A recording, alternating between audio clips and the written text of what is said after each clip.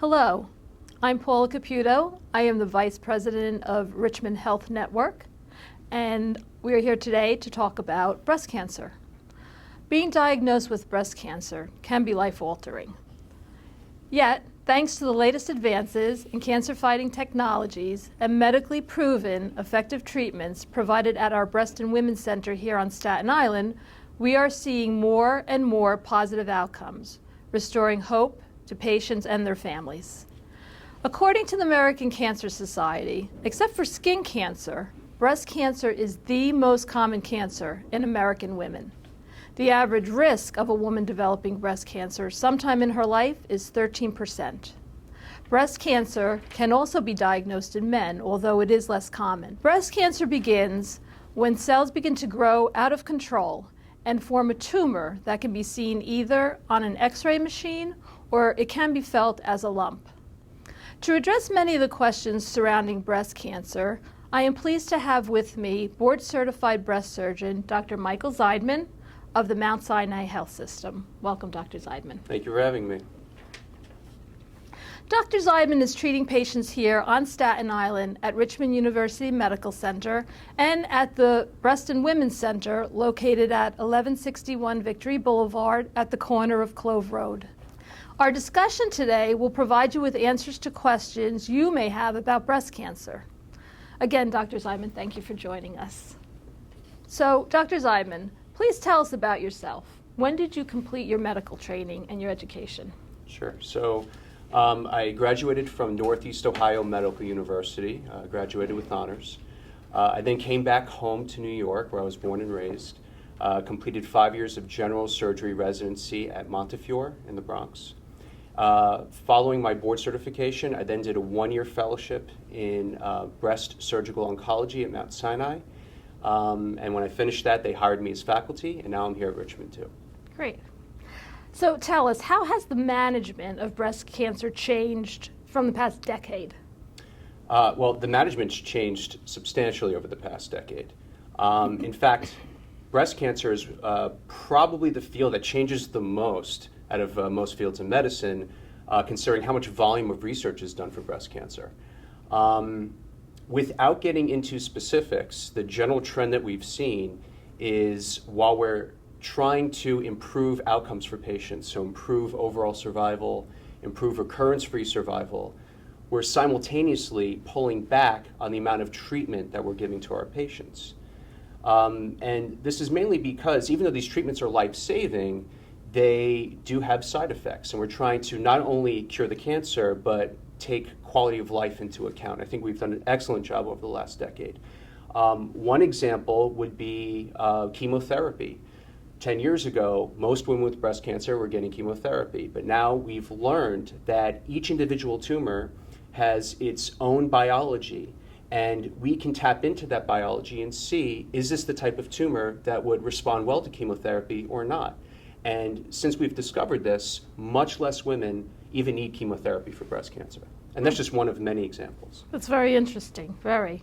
Tell us, what are the symptoms and the risk factors for breast cancer? Okay, so the most common symptom for breast cancer is no symptoms, okay, which is why it is super important that women go for their screening mammograms, because this is not something that you're going to feel, at least initially.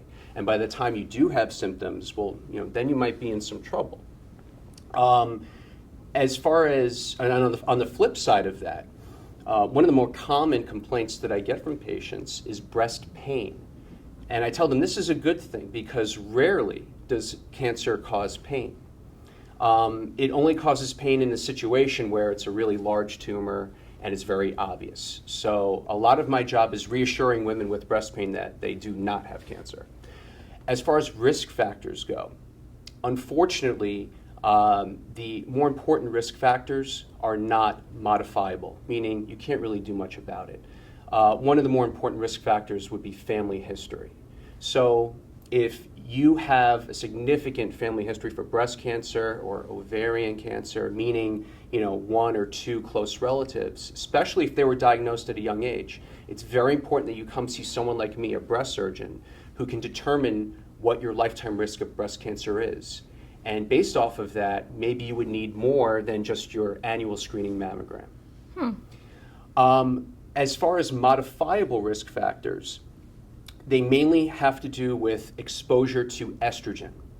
And this is because a majority of breast cancers express receptors for estrogen and progesterone. And so what that means is that these tumors feed on the estrogen or progesterone that your body makes, or the estrogen that you're taking exogenously in the form of an oral contraceptive pill or hormone replacement therapy. And while those medications do have plenty of benefits, one potential drawback is increasing your risk of breast cancer. But one point that I do want to make about risk factors, the large majority of patients that come to see me have no risk factors at all. Another reason to go get your screening mammograms. Good advice, very good advice. So we had mentioned before that breast cancer is less common in men, but what would be the symptoms and risk factors for a man? Right. They would be similar. Again, the risk factors being family history and estrogen exposure. Men tend to present with symptoms, however. They'll have a palpable mass, for example, because they don't have a lot of breast tissue. And so it's a lot easier to detect a mass at an earlier stage. And of course, they're not getting screened. So they'll typically present with symptoms. Okay, thank you. So as we mentioned, we have a Breast and Women's Center at 1161 Victory Boulevard. So what services are offered there? So our goal with the center is to provide comprehensive care for a breast cancer patient and account for every step of their journey. So it doesn't only have to do with just treating the cancer itself, but taking more of a holistic approach to the treatment. Of course, we have me, the surgeon, who will do the surgery. We also have a state-of-the-art radiology suite and a world-class radiologist, Dr. Dara Fideli, who's fantastic, and I've worked with many radiologists, and she is special. She is working with state-of-the-art equipment. We have 3D mammography, which is fast becoming the standard in breast cancer screening. We also have stereotactic biopsies, ultrasound-guided biopsies. We have MRI and MRI-guided biopsies. And not every center has access to these tools. We also have close connections with medical oncologists who specifically focus on breast cancer, radiation oncologists, and of course we run genetics. We have genetic counseling. We have social work. Anything you could think of that a patient with breast cancer will require, we offer it. Great. So I know you mentioned it before, but again, why is it so important for a woman to have an annual mammogram? Right. So aside from the fact that most women are going to be asymptomatic, and it's the only way to find out, mammograms are the only breast imaging that have actually been shown to increase survival from breast cancer. And that's because it allows us to catch it much sooner than when the cancer is finally causing symptoms.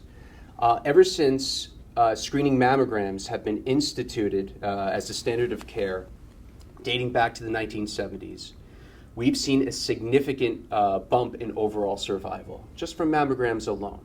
Of course, our treatment has gotten better. We understand a lot more about breast cancer, but the key is finding the cancer early.